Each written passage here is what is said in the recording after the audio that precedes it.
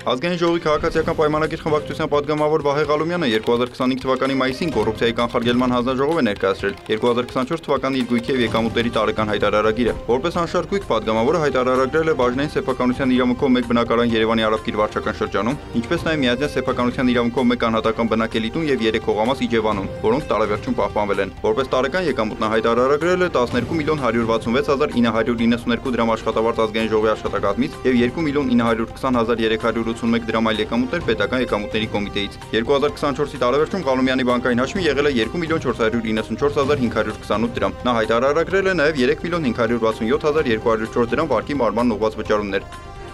Պատգամավորի կին Աննա Եգանյանը որպես տարեկան եկամուտ հայտարարագրել է 485.298 դրամ աշխատավարձ Երևանի Համբարձում Գարստյանի անվան թիվ 83 հիմնական դպրոց փողակից։ 2024-ի տարեվերջում նրա բանկային հաշվին եղել է 17.740 դրամ։